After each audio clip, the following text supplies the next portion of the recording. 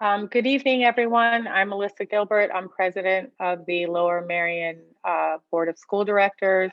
Welcome to our Monday, October 19th, 2020 regular business board meeting.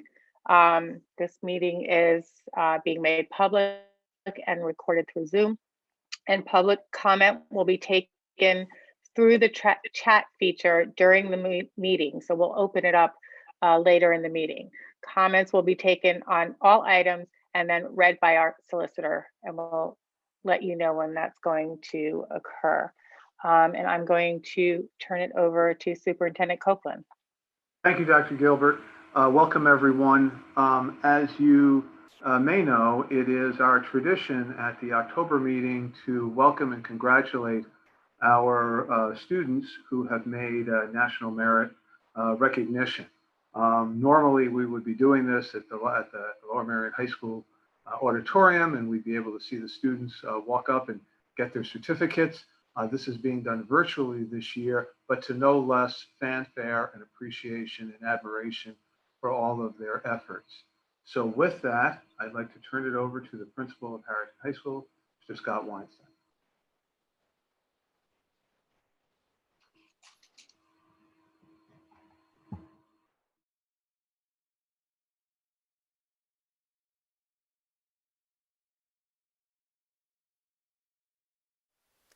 Thank you for joining us this evening. I'm Scott Weinstein. I'm principal of Harrington High School.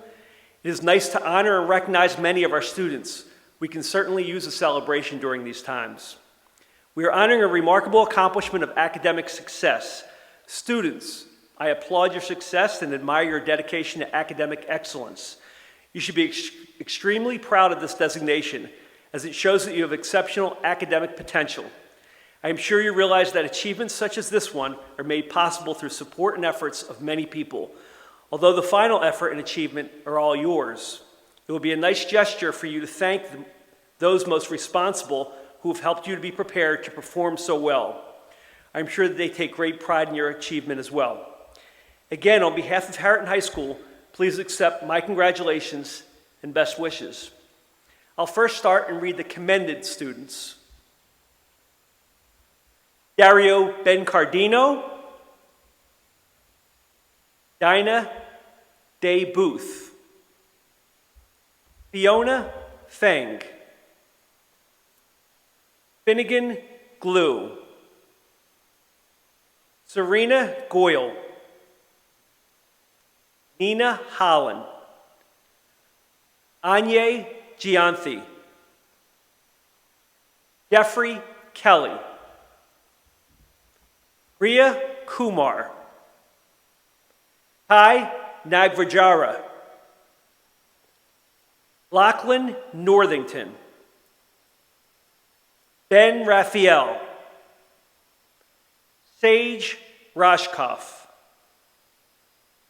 Avi Shendi, William Wang, and Alexander Young. Now I'd like to read our National Merit semifinalists. Sophie Bulware, Jessica Ermy, Lainey Goldrapp, Benjamin Kozlov, Daniel Livshitz, Lucas Reiner, Christina Sniffen, Maria Wang, and Andy Wu. Students, congratulations on this remarkable accomplishment. Hello, students, parents, and guardians. Students, I want to congratulate all of you on being National Merit semifinalists and commended scholars. Wow! This is an excellent achievement in your academic careers, and I'm honored to be able to recognize your accomplishment. You should be extremely proud of this designation, as it shows you have exceptional academic talent and potential as you continue on your educational journey. I know that your teachers and administrators are very proud of you. We're proud that you've committed yourself to have a strong work ethic and a passion for learning and achieving the goals that you set out for yourself. Though I'm sure you realize that achievements such as this one is made possible through the support and efforts of many people. Yes, the final effort and achievement are all yours, but be humble and thank those that have guided you in your educational journey. Yes, you would be of good character for you to thank your parents, your teachers, and the others who have helped you prepare and perform so well. All of us take great pride in your achievement as well. Again, please accept my congratulations and good wishes. I will now call your name in recognition of your distinction as a National Merit Commended or Semifinalist Scholar. For the commended students, Isaac Berman, Max Blumenfeld, Ella Braunfeld, Carmen Chang, Guangyi Chang, Sophia Clark, Wilson Davis, Maeve Donahue, Tamar Galvin, Trey Gannon, Elliot Ginsberg, Samuel Heck, Melina Hillsberg, Margaret Hollis, Madison Lee, Bridget McCann, Lillian McClure, Grace McNally, Jacqueline Muniz, Genevieve Oliver, Mary Jane Pennington, Catherine Roser, Trevor Russin, and Owen Spencer. Now the names of the semifinalists. Justin Batt, Faye Berry, Lincoln Bluen, Ethan Blum, Connor Burke, Eli Foreman, Alex Gerstein, Lily Guo, Emerald Lin, Claire Liu, Teresa Lou Romeo, Lucas Markovitz, Margaret Monahan, Jonathan Mosenko, Naomi Mulugeta, Fiona Pollock, Maxwell Sirota, Emily Shang, Deva Sharma, Claire Sun, Benjamin Warren, Aiden Wessels, Owen Weatherby, and Alexander Zhang. Again, congratulations.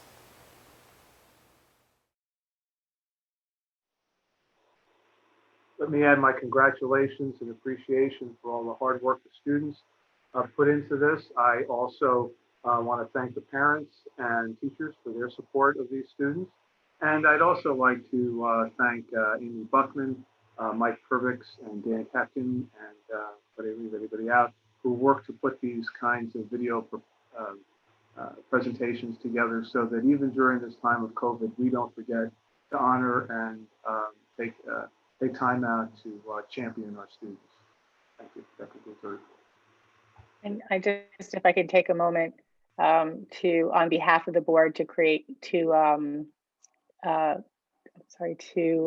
congratulate all of these students. We're really, really proud of you. And of course, to congratulate your families and teachers as well.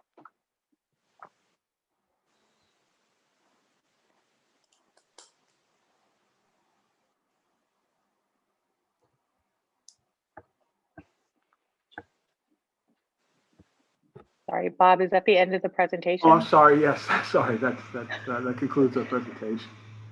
Okay. Sorry about that.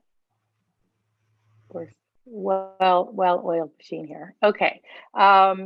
At this time, we're going to have reports from board members who chair our various committees.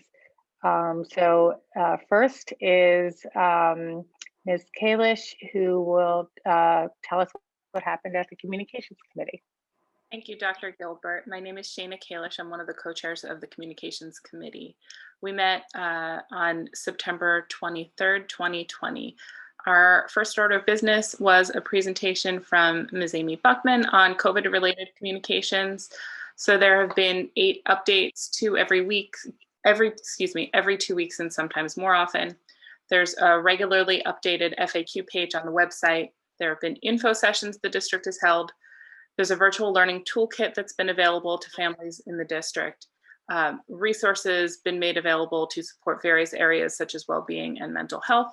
And the Lower Merion School District COVID-19 dashboard that's being updated approximately weekly on Fridays of confirmed cases by the PA Department of Health, which is broken down to reporting by building and staff or students and the week that it was diagnosed, I believe. Next, we moved on to community projects. The district has delivered over 90,000 meals this summer, and free meal distribution is still ongoing every Monday. There are about 40 district families that have received codes for Comcast Essentials Internet service, which means the district is paying for those families to receive internet service so their students can get online to do distance learning. The district has also been supporting day service programs, such as ones that are occurring at Bethel AME, Ardmore Community Center, and others by providing things like meals and furniture like desks and chairs. We then discussed the anti-racism curriculum, what's going on in the ad hoc committee, and the fact that our graphic artist, who usually does our district calendar, is creating an infographic for us to communicate out what's going on with our community. The next is the virtual speaker series. And since we can't have people coming into the building, the high school principals are identifying students who will get to nominate people that they'd like to hear from to join for a virtual speaker series, and they're developing a wish list. The first person who is hopefully coming to that is Fiona Hill, who participated in some hearings in Congress this past year. We discussed communication committee goals, including emailing all of our townships, and we discussed updates on the construction project, tax expenditures, district achievements, and we talked about our goals as a communication committee and what sort of perspective we wanted to get and how we could bring our community into that. And I don't have the date of the next meeting in my report here, but I'm sure Ms. LaPera will be happy to share that at the end of the meeting. And that concludes my report. Thank you. Thank you, Ms. Kalish. Our next report will be by Mr. Mooring. He's going to report on the September 29th and October 14th ad hoc committee meetings for equity and anti-racism. Mr. Mooring? Thank you. Yep, thank you. So as Dr. Gilbert shared, I'll be reporting out on the last 2 meetings of the ad hoc committee. The ad hoc committee met, the second meeting of the ad hoc committee was September 29th, followed by the third one on the 14th. The standing date for the ad hoc committee meetings will be the third Wednesday of each month. Just so that we have a standard time for meeting. During the September 29th ad hoc committee meeting, we heard reports providing an overview, goals, and accountability measures and benchmarks from the district administration on the 3 primary areas of focus for the ad hoc committee, including curriculum and representation report from Dr. McGloin and Dr. Gaudioso, report on social emotional safety for students and staff by Dr. Noor and Ms. Quinlan, and a report on communication efforts by Amy Buckman. Each of those reports included a very detailed PowerPoint presentations that will be available online on the website, which will on the landing page, I should say, the LMSD landing page for equity and anti-racism that I'll talk about a little bit more in a little bit. There was also a brief presentation made by Dr. Heather Bennett, the Director of Equity and Inclusion for the Pennsylvania School Board Association. Again, just reviewing the process for creating a district-wide equity policy, and also just recounting the um, importance of community voice and the different ways in which we hope to be engaging the community in that the establishment of that policy. We then read and made available online a draft of the district's equity statement that was initially developed through the Achievement Imperative Task Force, a committee on that group, and provided given the limited amount of time that was left in that particular meeting, we read the statement, made it available on board docs, and asked the community to contemplate 3 questions that we then reviewed at the October meeting. And those were: what were your initial thoughts upon hearing and reading the statement? Is there anything that was unclear regarding the statement? And is there anything that you would change?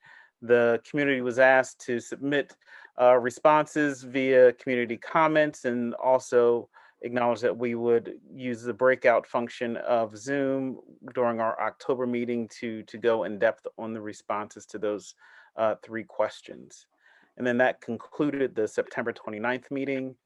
The October 14th meeting, we provided a detailed overview, was provided by Ms. Buckman and Assistant Principal Lynn Partridge on the equity infographic and landing page that's currently under development. There is a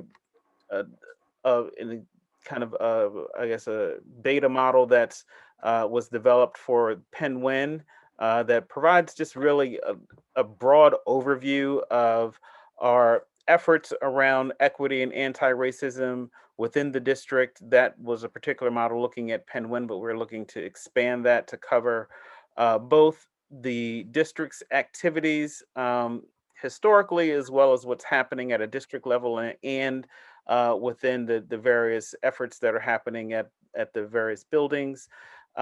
We also provided an overview of the equity audit process that was begun in the spring of last year and subverted given what happened with COVID. But we're looking at bringing in an external consultant that will do an audit of our curriculum, looking at issues around inclusion and representation, look at our discipline policies, and in those things that will give us a detailed representation of how we are dealing with and managing equity within the district. And that audit will also continue to inform our process around establishing a district-wide policy around equity. And then we concluded with a series of broke the group out into breakout groups to review the equity statement and collect community feedback in those areas. And we will be summarizing the report outs from those breakout sessions and making those available online. And with that, we concluded the meeting. Thank you. Thank you very much, Mr. Mooring. Mr. Mooring, I just think that I think we're going on the second Wednesday of the month. I apologize. Yes, second Wednesday. And those dates will be posted. And again, Ms. LaPera can correctly state our next meeting date. Okay, thank you again. Next, we're going to have a report of the October 6th Curriculum Committee meeting by Ms. Finger. Thank you very much.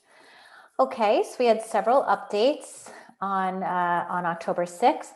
The first was the act was from the department chairs, Mr. Henneberry and Mr. McKenna.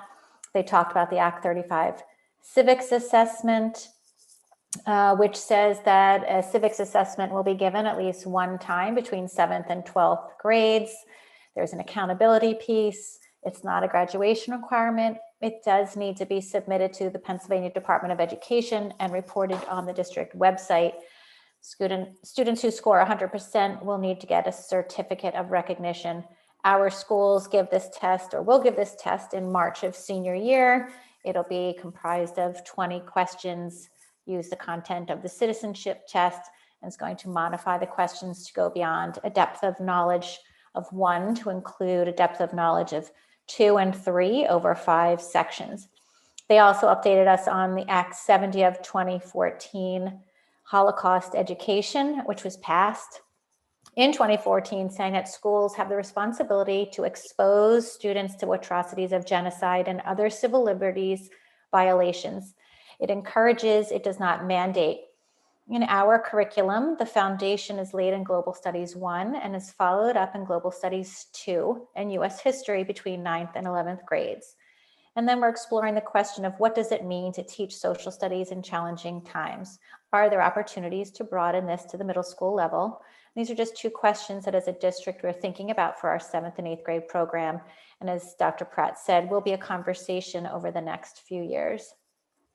We also had an update from the ad hoc committee on from September 29th, where Mr. Mooring had asked the district to provide the goals for the 3 overarching areas: curriculum integration, social emotional safety, and communications, and how the district is focused on moving these areas forward. So since he just gave the report, I'll just do a couple highlights, which is Dr. McGloin said that this is a system-wide layered approach of ongoing equity review, developing a student-centered school cultural proficiency goals, aligned PD plans to support actions toward these goals, and a communication goal of updating the infographic and web pages. Then we had social emotional learning and trauma-informed practices presentation by Ms. Quinlan, Mr. Marda, Dr. Adil Nure, and Kimberly Frazier. And at the center of everything is relationships and trust. We have a lot of experience within our services teams. We have social emotional learning supports at each level: elementary school, middle school, high school, and at the various remote learning, virtual learning platforms. And then we heard from Ms. Quinlan and Mr. Nure explaining how trauma, whether it be a single or ongoing event, is different from stress and how it affects child's functioning, and that we cannot talk about trauma without talking about race due to race-based traumatic stress from things like microaggressions, fear for safety, and media exposure of traumatic events. And in summary, we'll provide ongoing professional development for how we can support the child, not what's wrong with the child. We have Building Relationships Committee, ongoing support by building-based student support services, and parent information sessions and updated website. Our next meeting is November 4th at 8:30 a.m. right here in this virtual platform. Thank you very much. Thank you, Ms. Finger.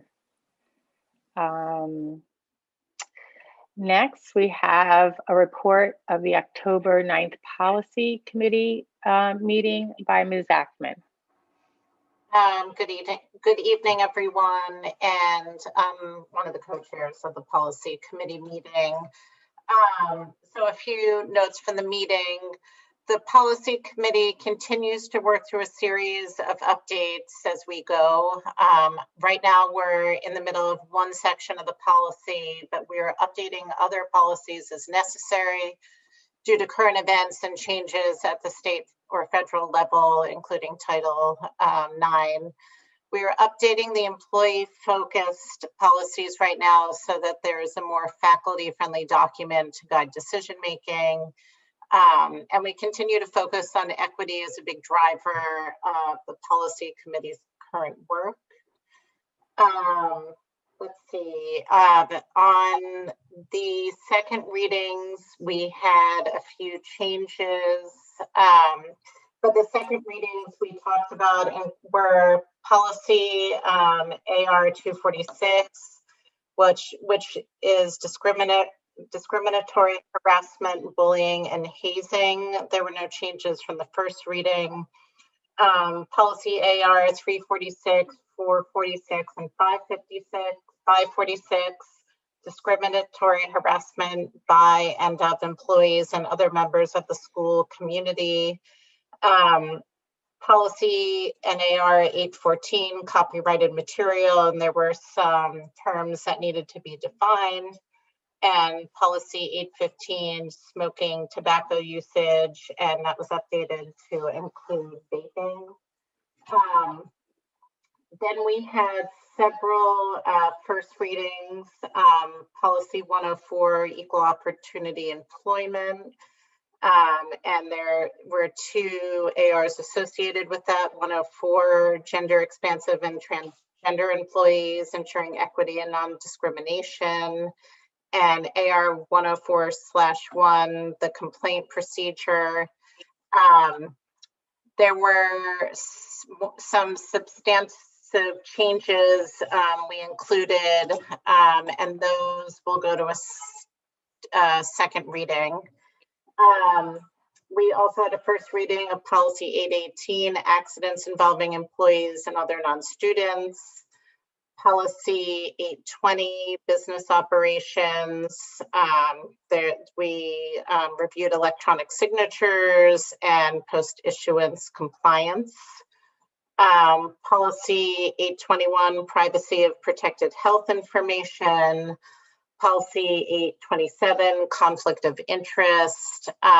We are going to include language to make this applicable to board members broadly, including if we have any student reps on the board. Policy NAR 831, 354, 454, and 554, maintaining appropriate boundaries with students. And there was some discussion about pre-approved kind of phone apps that will be more that will be specified in the AR. Policy AR 832, 332, 432, and 532, reporting of waste and wrongdoing, and kind of the whistleblower procedures were reviewed. I think that's it. Our next meeting is November 6th. Thank you. Thank you very much, Ms. Ackman. Our last report is on the October 15th, 2020's Facility and Purchasing Committee meeting by Mr. Lee. Thank you. The following agenda items were discussed and recommended for approval by the committee for discussion and vote at today's board meeting. We reviewed and recommended for approval the list of bills. We reviewed and recommended for approval the following district contracts: an amendment to a previous agreement with MCIU to add additional training materials for student support services, that was $720. Amendment to a previous contract with College Board to provide additional SAT administration for seniors who were unable to take the SAT in the spring due to COVID closures. We reviewed and recommended for approval the following items from the purchasing report: Cherry Valley tractor sales for the rental of a backhoe to be used for snow removal. Cost was $9,860. FSI Industries for the purchase of replacement MERV 13 filters for air filtration at schools during COVID for $69,107.52. We reviewed and recommended for approval the following additional agenda items: a contract with First Student Inc. for supplemental student transportation services with pricing to be determined and routes will be quoted as needed. A contract with Advanced Protection Company to provide supplemental crossing guards to increase walkability beyond walk zones during COVID until Lower Merion Township is able to hire crossing guards for the new intersections. The contract is for a not to exceed amount of $77,500 with a to be determined amount to be reimbursed by Lower Merion Township to the district. Currently, there are 8 crossing guards provided by the township and 1 by Narberth Borough, and this contract would supplement with up to 5 additional guards pending Lower Merion Township review. contract with Reynolds Consulting Engineers for $86,562 for services related to the commissioning of HVAC and building automation at the new middle school. A contract with Spiesel Architectural Group for $216,785 for design services related to the interior design and furniture and fixture selection at the new middle school. An agreement with ServPro for $96,676.15 for the rental of 2 trailer-mounted dehumidifiers at Gladwin Elementary to provide supplemental dehumidification capacity during COVID, because we're bringing additional outside air into the building. Change order for mobile lease modular space. This is actually a credit for $7,993. It's an adjustment related to the temporary classrooms at Marion Elementary. We also received 2 project updates. As far as the new middle school, building permit has been received from the township, so work can proceed. Work continues on finalizing the details of easements needed for when construction begins. And the building pad upon which the foundation and building will eventually be constructed has been installed, and final work on utility trenches is on track. We received an update on air quality, the research being done into that. A recommendation was made considering the ASHRAE recommendations and with input from the CHOP Policy Lab to install bipolar ionization filters in the cafeterias of all of our schools. And so the committee reviewed and recommended for approval a contract with Reynolds Energy Service for $220,000 for the purchase and installation of the bipolar ionization air purification, excuse me, air purification equipment, and that will be installed in all school cafeterias. The next Facilities and Purchasing Committee meeting will be on Thursday, November 12th, 2020, 8:30 a.m., presumably by Zoom. Thank you. Thank you very much, Mr. Lee.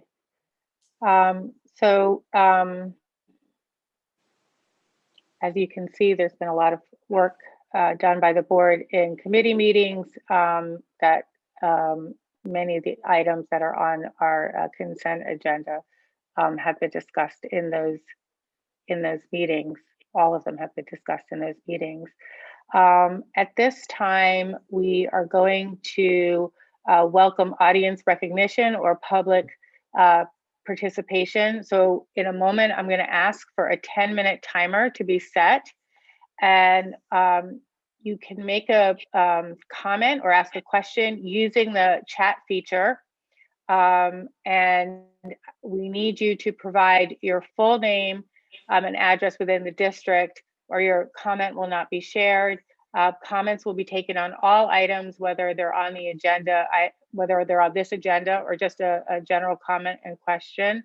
And then they will be read by our solicitor. Please submit one comment to allow for all comments to be read. So at this time, Ms. LaPera,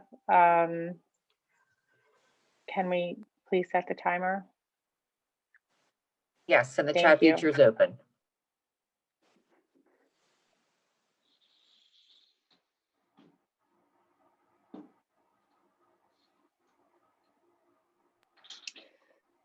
Welcome back, everyone. I'm going to have Mr. Roos read the comments.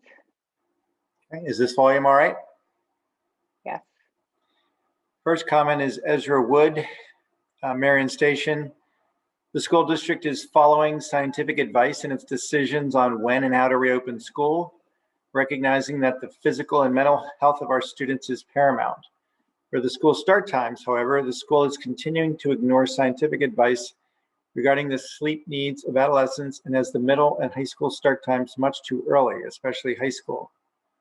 Why is the school district continuing to put our students' mental and physical health at danger in light of such strong scientific findings regarding the importance of healthy school start times?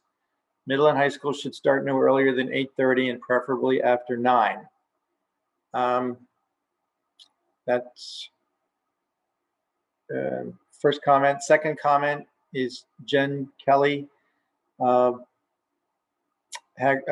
Valley. The district requests that parents drive their students to from school if possible seems to have been heard loud and clear. While it is clearly achieving the goal of de-densifying buses, the results are considerable traffic backups onto surrounding roads, particularly at Dismissal.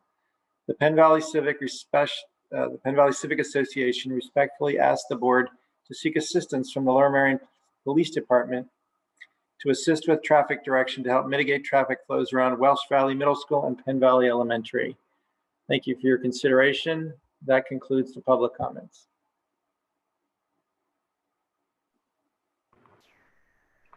I can address this. So the school start time, I think we've talked about this, that we had planned on doing some things last spring, getting that back on track. Obviously with COVID-19, we weren't able to do that. We're looking to continue with that as we look at school start times in the fall. At the last board education committee meeting, however, the board as a whole did take a resolution, vote on a resolution to make high schools the second tier in our transportation system. So that was done just last week. In terms of the traffic, we have gone out and really tried to work, and I think successfully, working with Township Police in terms of making sure that we expand our walk zones and supporting people who want to walk. This is, I'll talk about this a little bit in the superintendent's report, only our first day with a full secondary. So we'll continue to assess dismissal times and see where we can seek assistance. Thank you, Superintendent Copeland. And I would just add that the resolution to move high school start times to the second tier is conditional on the Board of Commissioners allowing us to put lights on Arnold Field due to the athletic concerns. Okay. We have two items that will not be on the consent agenda that we need to do roll call votes. So Mr. Orlando, can you read them? I believe they have to be done one at a time. Yes.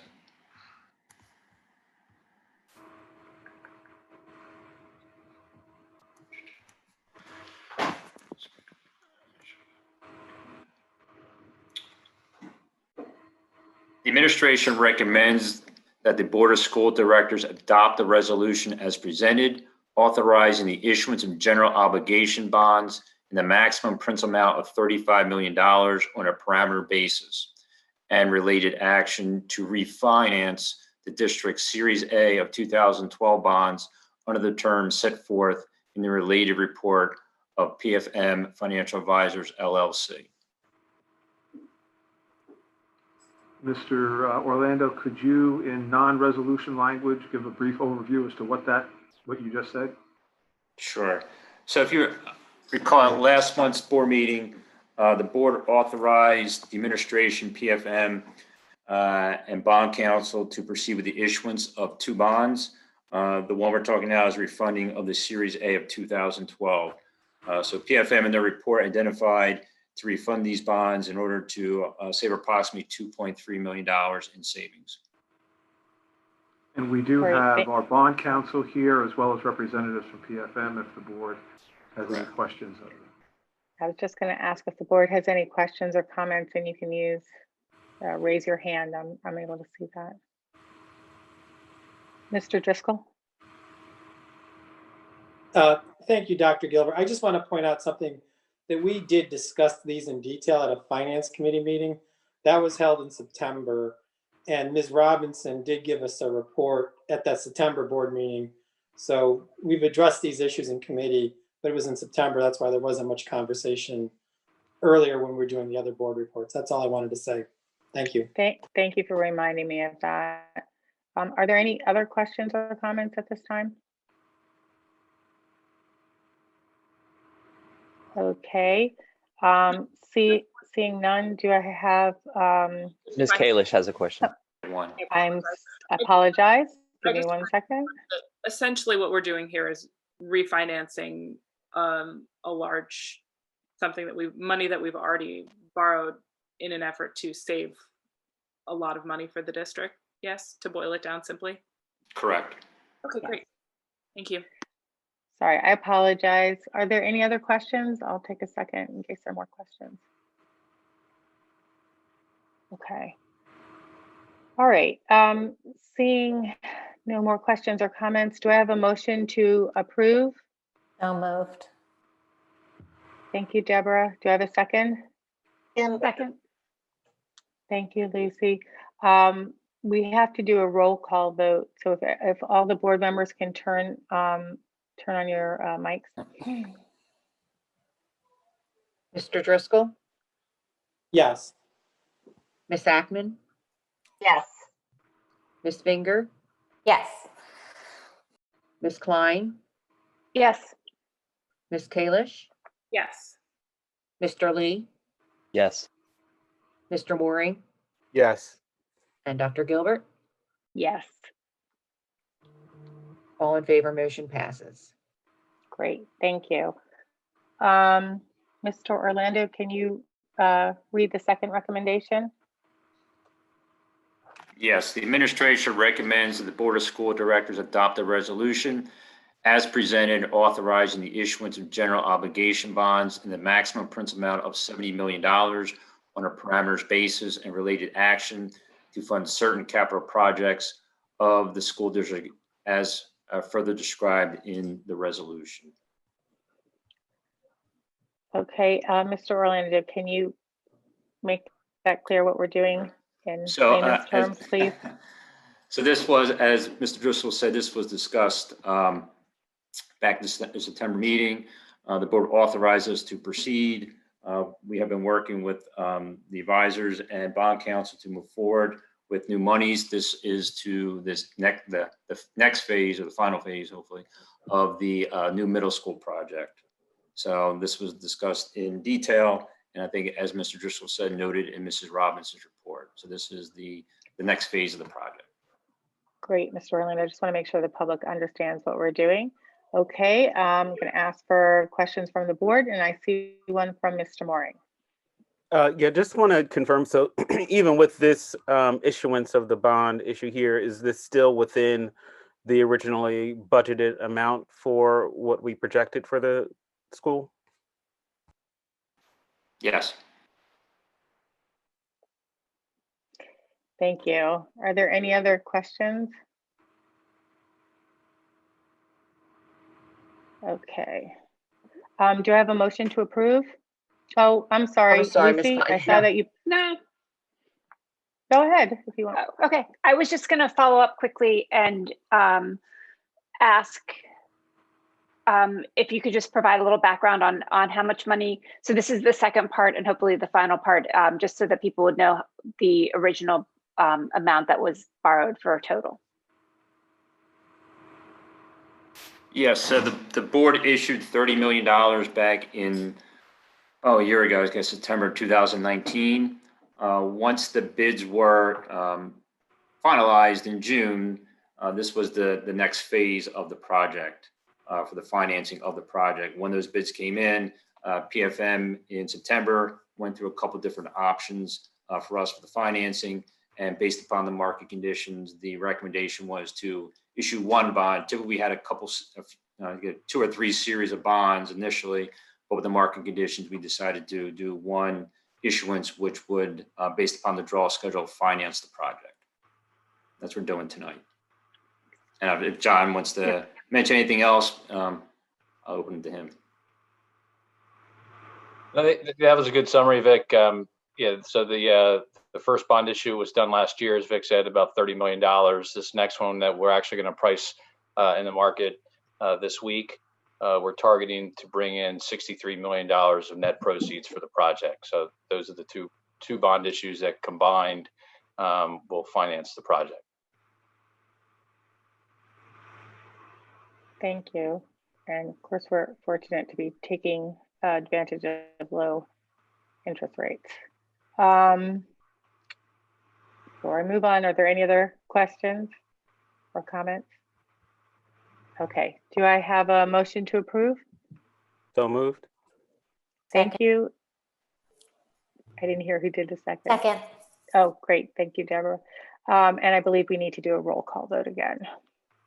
Miss Ackman, yes, Miss Finger, Yes, thank you. Miss Klein, Yes. Ms. Kalish, Yes. Mr. Lee, Yes. Mr. Mooring, Yes. Mr. Driscoll, Yes. and Dr. Gilbert. Yes. All So in the favor? motion passes. Sorry. Nope, go ahead. No, you did it. Got it. Thank you. Okay. So at this time, we will move forward with a motion for tonight's agenda to be approved by consent. Are there any questions or comments before I do that? Ms. Finger? Thank you.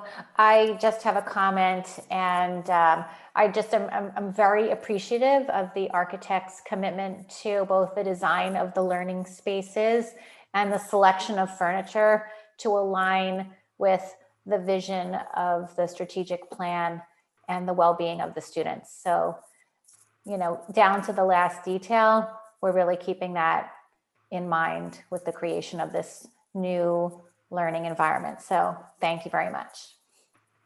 Thank you, Ms. Finger. Are there any other questions or comments before we vote on the consent agenda? Okay, is there a motion to approve? So moved. Thank you. Is there a second? Second. Can we just all unmute and I'll say all in favor, say aye. Aye. Aye. Aye. All right. We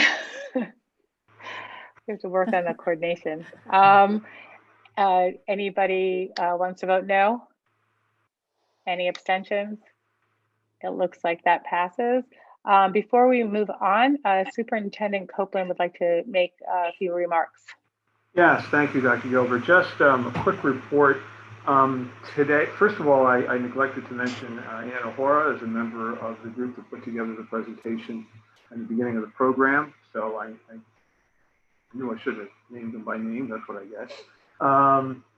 Also, just to make note that this was the first day that we had everybody in our hybrid model. We started several weeks ago with just the kindergarten, and then we went grades 1 through 3 and grades 4 through 5. We're really glad that we did that. We learned a lot as that unfolded. Today we included grades 6 through 12. As has been mentioned, because people really did heed our request to densify the buses, we did add to traffic.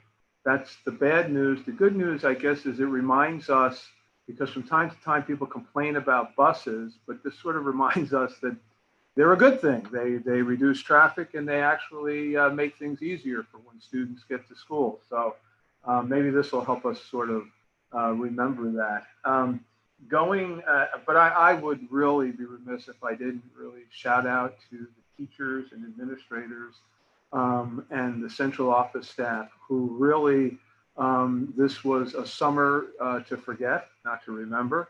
But today was an example of when you work like crazy and plan. I've just been astounded with the number of things. I consider myself a really good planner. Did we do this? Did we do that?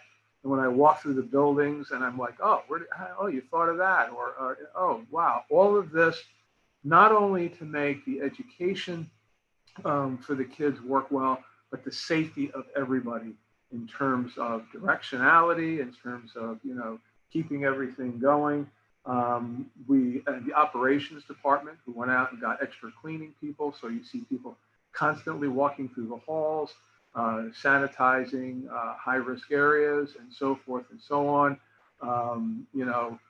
People saying, wow, that was pretty good. I didn't think it was going to work out that well first day. So just congratulations to everybody in the Lower Merion School District who's done such an outstanding job to make the hybrid model work for the first day. Thank you.